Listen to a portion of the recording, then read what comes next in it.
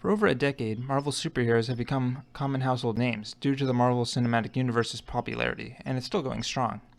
Because of this, everyone knows characters like Captain America and Iron Man, and even more obscure characters like Shang-Chi and Jessica Jones. It's not just the Marvel Cinematic movies that are popular either. Other famous character groups like the X-Men and the Fantastic Four have created popular and well-liked movies, for the most part. To me, though, there are some characters who I just cannot stand, either due to their personality, actions, or some other reason, and this is what I'd like to talk about today. I've been reading Marvel comics for a long time, and here are some so-called heroes who I really dislike. Scarlet Witch, another superhero who does more harm than good. In the comics, she does something that has dire ramifications for several years, and it all starts when she has a nervous breakdown. That breakdown kills several Avengers, including Hawkeye, and later she creates the House of M, an alternate timeline where mutants are the dominant species on the planet. The heroes in this alternate timeline figure out that something's wrong, and the storyline concludes with Wanda's most infamous 3 words: "No more mutants." These simple words depower almost the entire mutant population on the planet, and prevents the birth of new mutants, and this leaves the X-Men to suffer even more than they already were for several years. When she later tries to remedy the situation by trying to resurrect the 16 million mutants who died in Genosha, she creates a horde of mutant zombies, and so she has to turn to Doctor Strange to fix it.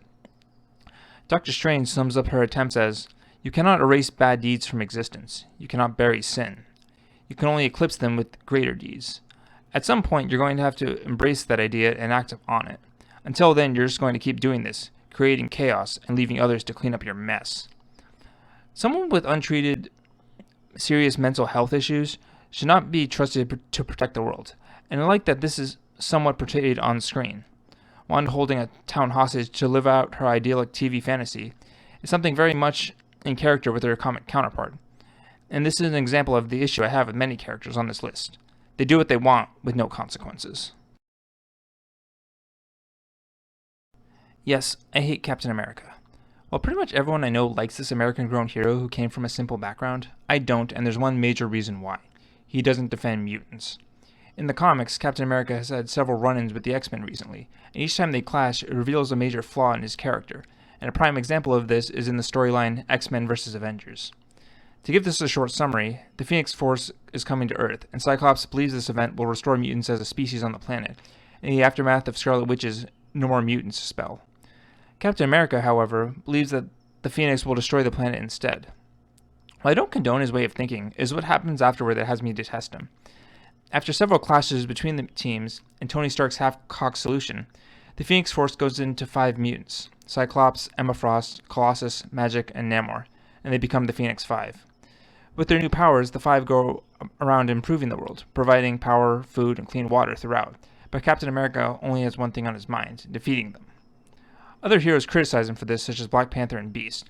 When talking about Namor and the others, Mr. Fantastic says, "They are allies, and they are fixing things. The only ones getting hurt here are you because you keep poking them with a stick." He then ends with the line, "Are you worried about the Phoenix because you think he'll lose control over it?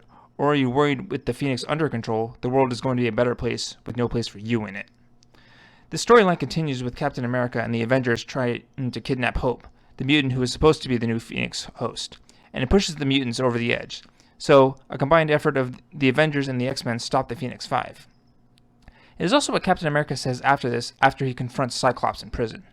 He states that he wishes he did more to defend mutants, but then a short time later in the continuity, new mutants tell him that police tried to arrest them once they got their powers, and he just ignores it. Later still, Cyclops confronts Captain America for defending humans at a mutant hate rally. What a hypocrite. I guess it makes sense if you think about it though, an advanced human with blonde hair and blue eyes. Consider that. Also, on a side note, there's a flashback in the Spider-Man comics when a younger Captain America goes to arrest the Rumor, a superhero that was helping him fight the Axis powers, but because she's Japanese, and this was during the time of the Japanese internment camps, he has to bring her in. Instead of standing up for what is right, he just blindly follows orders like a tin soldier. Another one of the main Avengers, Tony Stark, aka Iron Man, is another hero with major flaws that are hard to overlook. If anyone has read the famous 2007 storyline Civil War, they'll see where my hatred comes from, because the way Tony Stark acts during this event is just downright disgusting. How the storyline starts is a group of rookie heroes try to solve a problem, and it results in the destruction of a town and the death of over 600 people, including 60 children. This results in the Superhuman Registration Act being passed by Congress, requiring costumed individuals to reveal themselves and side with the U.S. government, or else be treated as criminals. Tony Stark immediately throws in and spends much of his time arresting other heroes without due process, like Iron Fist, who's disguised as Daredevil, Cloak, and Dagger. He even convinces Spider-Man to unmask himself on television, resulting in Spider-Man's Aunt May getting shot by a sniper hired by the Kingpin, and this leads to one of the worst Spider-Man storylines ever, One More Day. The worst of Tony Stark's crimes during Civil War is he and Reed Richards creating a clone of Thor, and this clone kills another hero, Goliath, a former Avenger. Stark never faces repercussions for this or anything else he does in Civil War, and that just doesn't sit right with me. Carol Danvers, also known as the new Captain Marvel, is one of the most stuck-up heroes in the Marvel Universe. She has this desperate need to be liked, and it's because of that she always thinks she's in the right. Her most infamous moments come from the Civil War II storyline, when a human appears named Ulysses with the power to seemingly predict the future. Carol immediately uses this to stop future crimes before they happen, with some success, but with those successes comes a cost. When trying to stop Thanos from raiding a facility, War Machine gets killed and She-Hulk is put into a coma, and another prediction results in the death of the Hulk. When Tony Stark finds out, he confronts Ulysses and investigates his powers, and he discovers that he's not actually predicting the future, but predicting a likely future based on information at the time. Even knowing this, Carol Danvers continues to use Ulysses' visions, and when Miles Morales, the new Spider-Man, is predicted to kill Captain America, she tries to arrest him. This Civil War storylines end with Carol clashing with Stark, and she puts him into a coma, and instead of facing repercussions for her actions, the president basically gives her the okay to do whatever the hell she wants.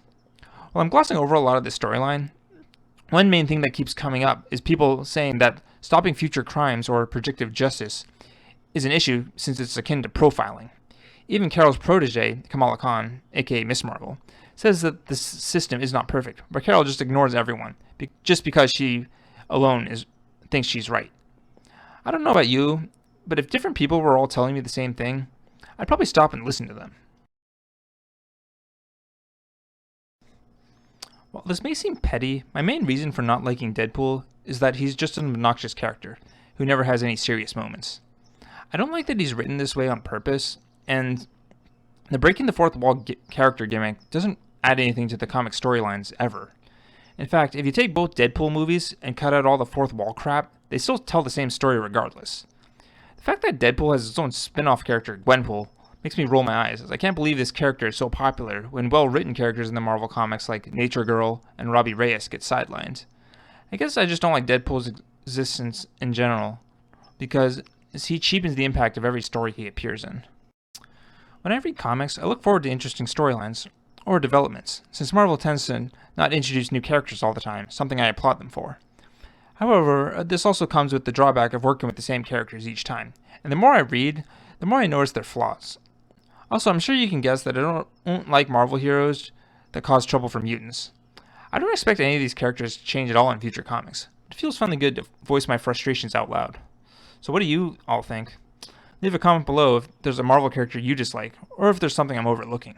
Anyway, until next time, this is Luxberry. See ya.